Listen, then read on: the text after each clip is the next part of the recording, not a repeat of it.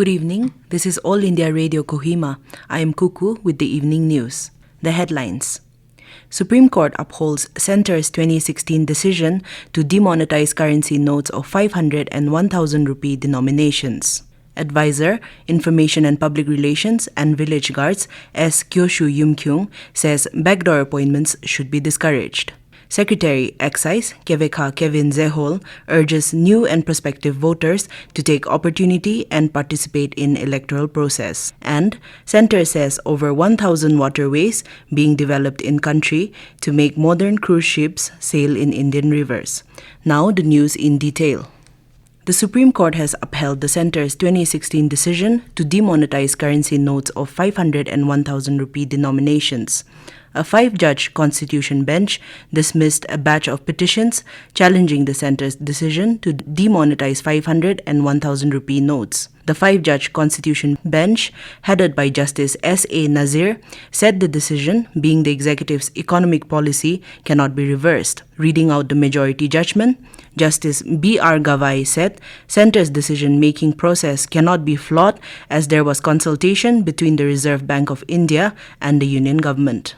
In an affidavit, the Centre had told the top court that the demonetization exercise was a well-considered decision and part of a larger strategy to combat the menace of fake money, terror financing, black money, and tax evasion.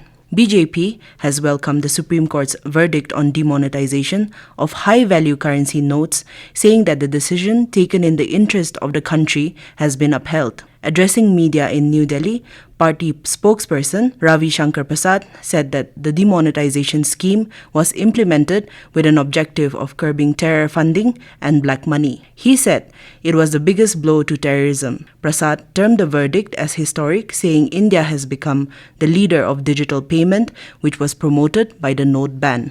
Advisor, Information and Public Relations and Village Guards S. Keoshu Yimkhiung said backdoor appointments should be discouraged. Addressing the Sukhimi Students' Union Golden Jubilee on 28 December last year, Keoshu said the government has introduced the NSSB for recruitment of government jobs to ensure that the deserving candidates get the job. He encouraged the gathering to be sincere and dedicated in their studies and put in extra efforts in their academic career so that they can achieve their goals.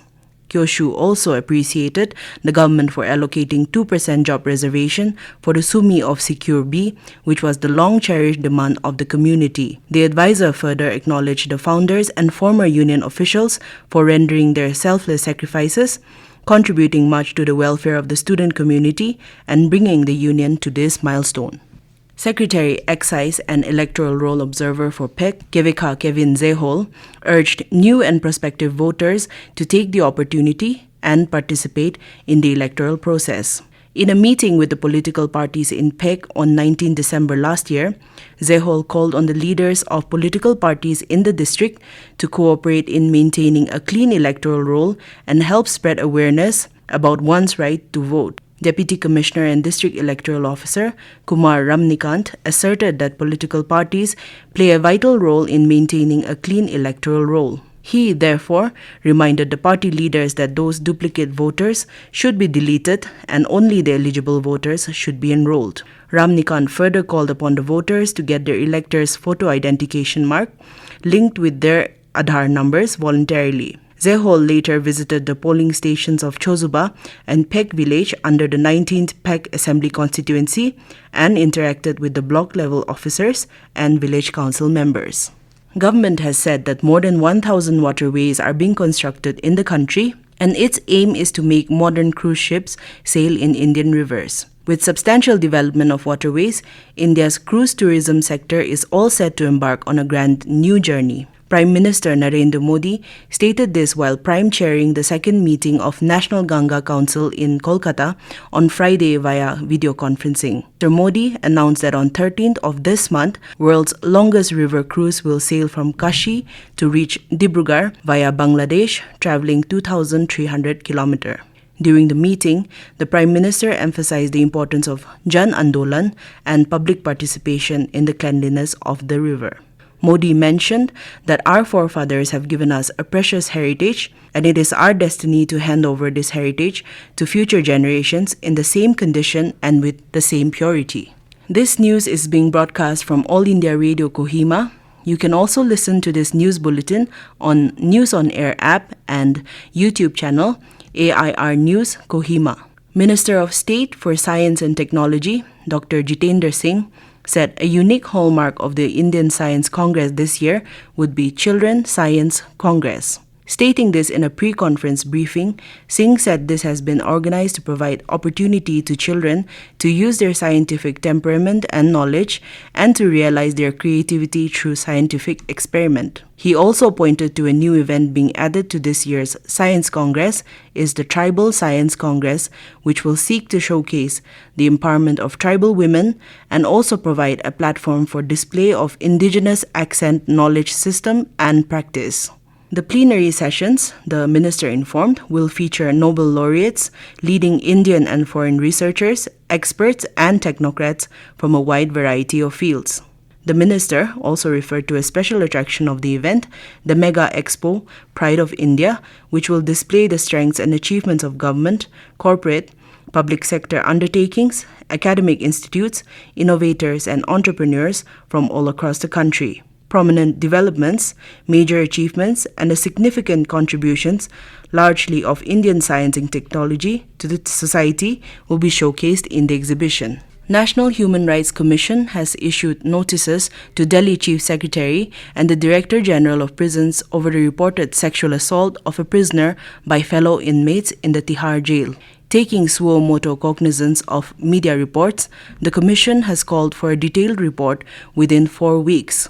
The Commission has observed that if the contents of the media reports is true, then it raises the issue of violation of human rights. According to the media report, a 22-year-old prisoner was allegedly sexually assaulted by fellow inmates in the Tihar jail of Delhi. The Commission said it has issued several guidelines, advisories, and recommendations in the past to improve many aspects of prison administration, but it appears that there is no perceptible change in the living conditions of the inmates in the Tihar jail.